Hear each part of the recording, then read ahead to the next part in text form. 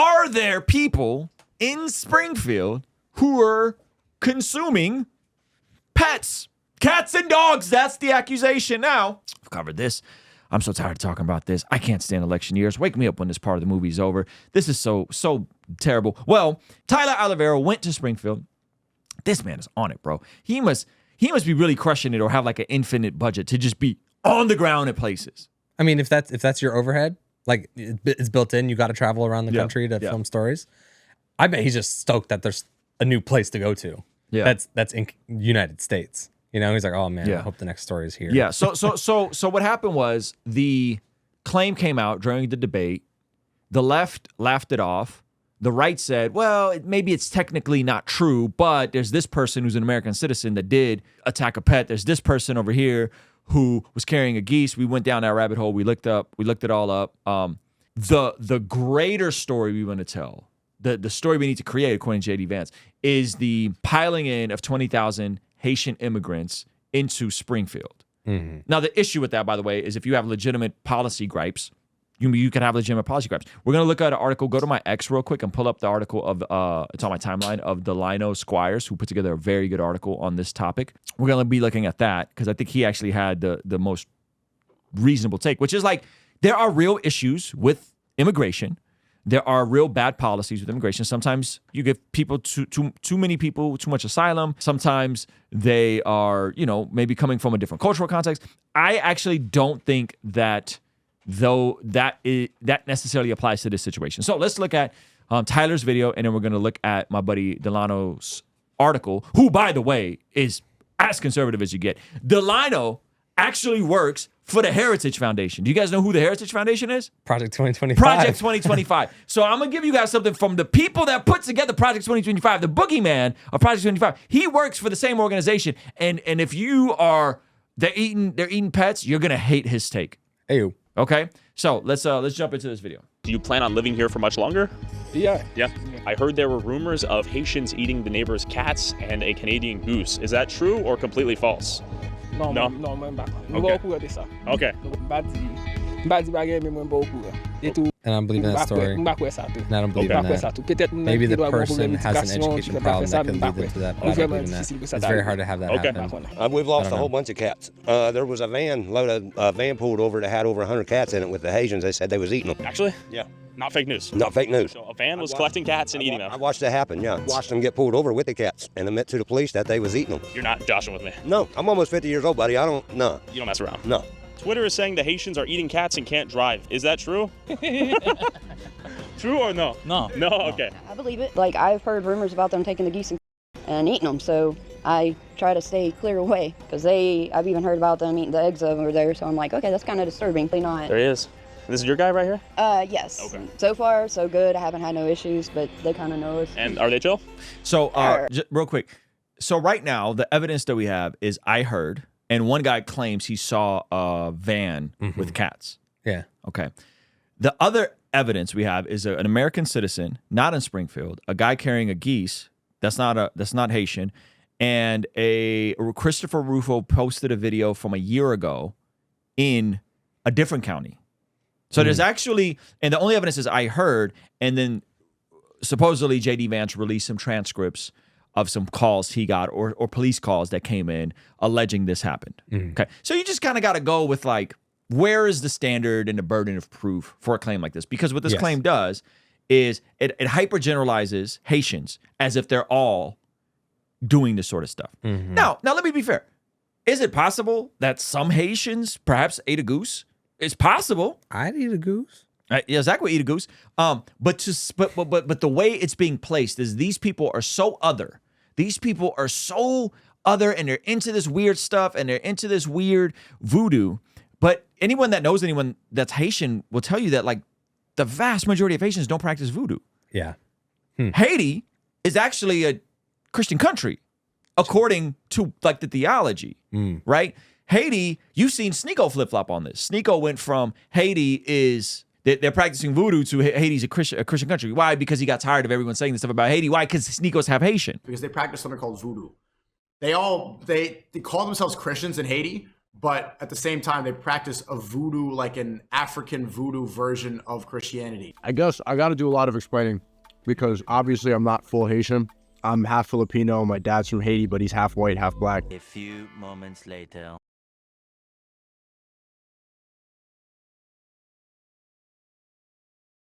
Preach from Abba and Preach is also Haitian. He says he's never seen this. They saying the Haitians are out here eating cats and dogs. Right. They talking about that on the campaign trail. How that? ABC, everybody want to know what you think because you Haitian. ABC. And we've been to Haiti, right? Yeah, we've been to Haiti. Okay, all right. Did you enjoy the cats and dogs there? Nope. You haven't eaten any? I ate some good chicken though. And he gives the vibe that he grew up Christian. Yes. Yeah. Abba said he's been to Haiti multiple times. He's never seen this. Mm-hmm. So how pervasive is a practice like this? You know what I mean? Yeah, I didn't realize there was so much Haitian propaganda. So Preach was very upset about that. He said they said that like we coined AIDS. That wasn't true. There's been a lot of wild stuff said about Haitians over the years. I love Celeste. Yo, Celeste, a critical thinker. She said, how do they know if the van with the pets wasn't a mobile cat washer? That's great.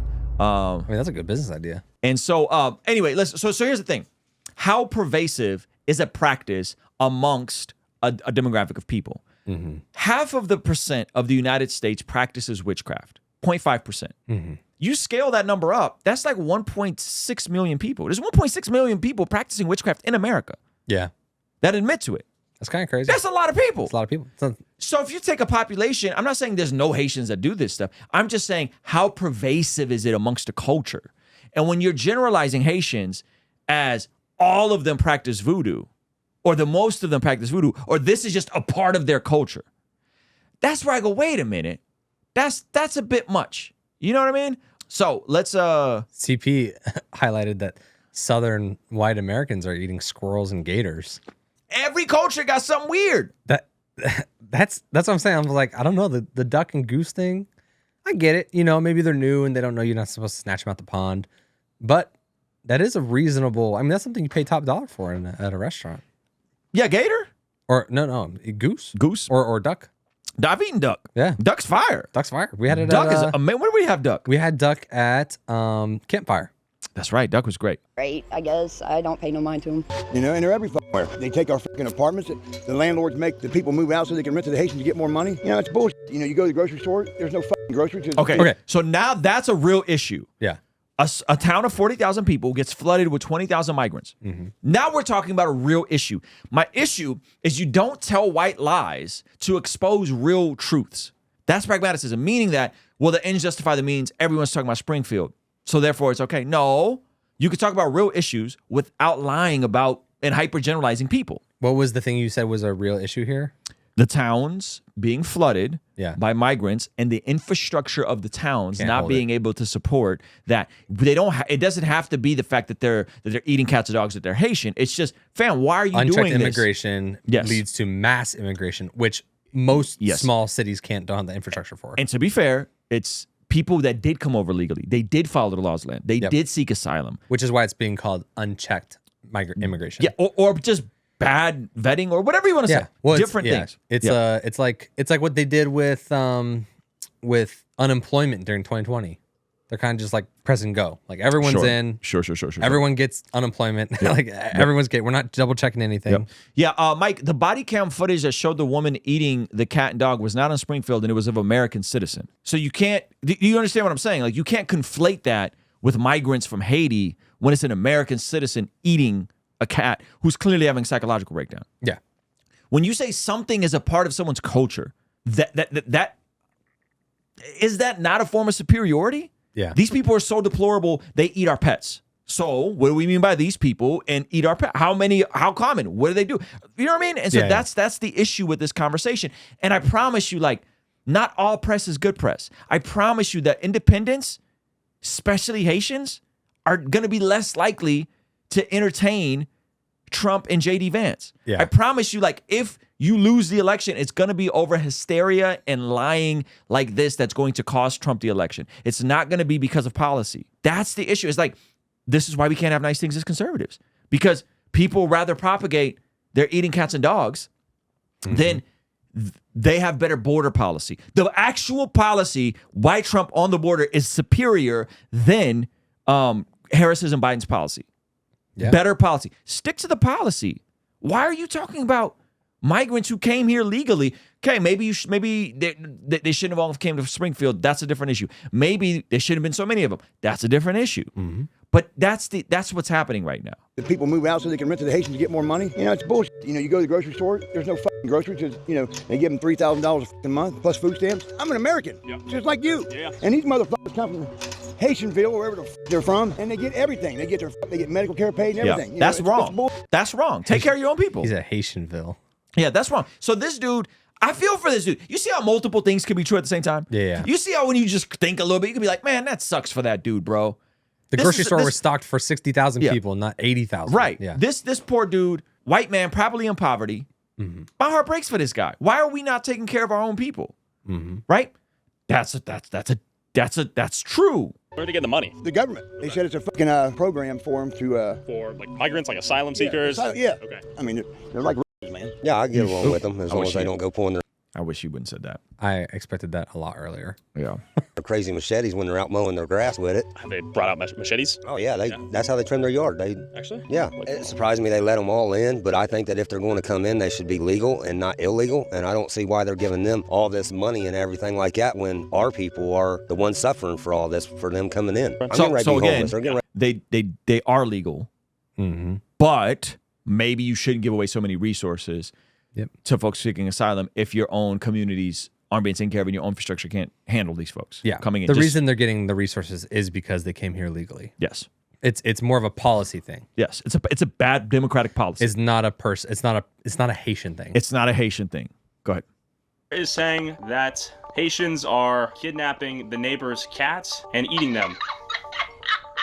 Is that true or false? I gotta ask the hard questions here. Haitians that moved to the U.S. are stealing cats to eat. So he just told them. No. Why is everyone coming here? Come here to work, but not to eat cats because we don't eat cats. If we need meat, we go to Walmart, we buy, but eating cats, Haitians do not do that. Why did you leave Haiti? So again, Lionel Squires. This is my guy. We had him on the channel. Black conservative. He is as conservative as you can get. Like, you name an issue, he's going to be on the right side, if not the really right side of it. This is on The Blaze. TheBlaze.com. Haitian transition from border victims to pet theft villains. This is the title of the article. Okay. With the same people claiming Haitians are devouring pets, approve of corporate media outlets and political commentators running stories about the threat to people from Ohio Post to puppies. Haitian migrants have officially been cemented as one of the preferred political props in America's culture wars. So again, Heritage Foundation. Who gave you the Heritage Foundation? The people that put out Project 2025. Everyone is boogeymanning about Project, which isn't even that bad. Go read it for yourself. So it's a long document, but you can go find some information about it. Delano works for that organization. Okay. Which is not affiliated with Trump. Okay. Back in 2021, they were portrayed as victims of Border Patrol agents who were photographed whipping them while on horseback. I don't know if you guys remember this. The media ran with that story and had a line of politicians and pundits ready to add fuel to the fire by evoking our national history of slavery. For the left, this was another story confirming its claims about anti-black racism. A report came out the following year that stated agents didn't whip anyone during the conversation at the border. One agent was investigated at the time and won an award for his service earlier this year. So he's starting with fake news. Okay, so we had to copy it. The latest political scandal involving Haitians is unfolding far from the southern border. Their role in the public imagination this time around is that of pet-eating savages terrorizing a small Midwestern town. That is the narrative, right? Is that fair? Like, that is the narrative that is coming out. That is the way J.D. Vance is talking about it. That's definitely the way it was framed by Trump. That is the narrative. Not impoverished drivers victimized by racist law enforcement agents. Social media has been flooded with accusations that Haitians in Springfield have been stealing and eating pets. Conservatives on X have amplified the rumors, and President Trump brought it up, the debate with Kamala Harris. And just like the fake whipping controversy at the border, the current controversy obscures real issues. Listen, obscures real issues in that community and important questions we should be asking about border issues related to the immigration and assimilation. These issues are complex. And they are made even more challenging when there's a higher demand for explosive and at times unsubstantiated claims that border policy analysis. Residents in Springfield has accused Haitians of causing accidents on the road, while a PBS profile in the city featured an employer complimenting his Haitian employees on their work ethic. So the employers are complimenting them. There's a church where Haitian families keep the pews from being completely empty. Hello. These firsthand accounts, and we looked at that video. God, the Springfield, Ohio folks. Yeah. These first-hand accounts certainly paint a much more nuanced picture. And I know some of you guys just want black and white. You want binary, can't handle the nuance, can't critically think. You can't acknowledge that multiple things can be true at the same time. That's what this article is going to do. Written by my man Delino, black conservative of the Heritage Foundation, who brought you Project 2025. These first-hand accounts certainly paint a much more nuanced picture of life in Springfield than memes of pet theft and consumption. Make no mistake, there are real issues here. Especially when close to 20,000 people move into in a short time to a small city. Any municipality that grows that quickly will have its resources, including public services and infrastructure, stressed and stretched. That type of rapid growth would be complicated even more if the new arrivals were people from another country who speak a different language and have unfamiliar or even backward by local standards cultural practices. Okay, the people who have lived there have the right to ask questions and demand answers from their representatives. Change is never easy, especially when people feel they are being replaced by a new favorite group. You can see this dynamic at play in cities where gentrification is frequently eroded. You can also see it play out in small towns from Central America where the Caribbean move into poor and working class neighborhoods. Keep going. The challenges facing people in Springfield are one issue. How they are discussed in the media by politicians and political commentators is another. And right now, one question we should all be asking ourselves is how common a particular behavior must be among a group of people to describe the entire population generally. How common must a practice be to generalize a group of people? For example, let's say all black Haitians in Springfield actually have eaten cats. Let's say 5 people, all black Haitians. For example, let's say 5 people, all black Haitians in Springfield, actually have eaten cats this year. Let's imagine another 5. All white Ohioans have performed 6 acts on dogs. Would the same people claiming Haitians are devouring pets approve of corporate media outlets and political commentators running stories about the threat from people from Ohio posed to puppies? I think he even linked an article. If we have, let's go look. Goodness let's go look at the article. Oh goodness. We would never, or you should never, hypergeneralize white Ohioans as all practicing B or generally practicing B because someone did it, because 1 or 2 people did it. Do you understand? Do you understand how this works? When you hypergeneralize people, because you could pluck out a situation where a crazy man did do this to an animal, and you, because that situation is real, you don't then go and hypergeneralize all white people as deplorable. Yeah. Because most are whites. You don't then say all white people are more violent and all colonizers. Yeah. You don't do that. Yeah. Right? Yeah. I don't understand how the folks on the right can't see this. Like, this is very frustrating to me. Because again, to me, conservatives have the better ideas and the better policies, but they keep fumbling doing goofy stuff like They're this. like the really smart autistic family member. You know what I'm saying? Go ahead. You know what I'm saying? They're like, they kind of know everything. You ask them about something, they got all the information. They have really good ideas, and they're kind of just like not making eye contact with you, and then just like, I think your hair is kind of ugly today. Your hair looks really bad. You smell, you stink. You should shower. I just learned how to shower. But anyways, yeah, that's a great. That's parallel. that's kind of how conservatives behave. Yeah, they kind of just good policy, socially awkward sometimes. But he says, Presley would. But given the sensitivities of most Americans, regardless of color or political party, I doubt it. I certainly suspect the based conservatives who have been gleefully sharing the memes would have a different reaction if Ohioans were being stereotyped on CNN with explosive claims based on shaky, if any, evidence. As a Christian who engages in social commentary, I always try to practice the biblical principle of impartial judgment. For in the same way you judge others, you will be judged, and with the same measure you use, it will be measured. This is not easy, but I think it's a good way to guard against the worst aspects of collectivism, both unwarranted pride in my tribe, as well as contempt for outsiders. Most Americans, regardless of their background, are incredibly sensitive. People like Laura Loomer, one of President Trump's most vocal surrogates, have no problem with stereotypes and inflammatory rhetoric as long as they are not aimed at their identity group. I understand the impulse. People who want to be judged as individuals often indulge in group guilt with those who they don't know, understand, or like. Message. That's the message. That's the point. The more conservatives do this, the more we won't have nice things. The more you do this, the more you won't have nice things. I like a guy like Vivek Ramaswamy. I like a guy like Ron DeSantis. My opinion, both better options than Trump. Mm-hmm. I cannot see Vivek Ramaswamy going, they're eating the cats and dogs. They're eating the cats and dogs. I could not see Ron DeSantis saying they're eating, right? Yeah. I could not see that. Yeah. Because they're just classier individuals. Mm-hmm.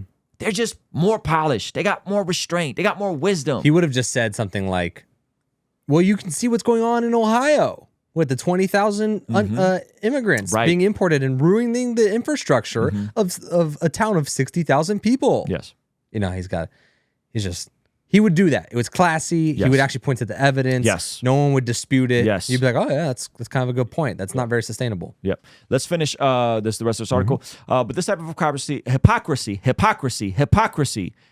is unsustainable. The same people who are quick to generalize and stigmatize when mocking a foe can't start squealing like stuck pigs when the same standard is applied to them. If there's one political animal that needs to meet a quick death, it's anyone who has the tongue of a lion and ears of a lamb. Shout out to my man, the Lionel Squires. If you guys want to see my conversation with him, we'll have that pinned up over here.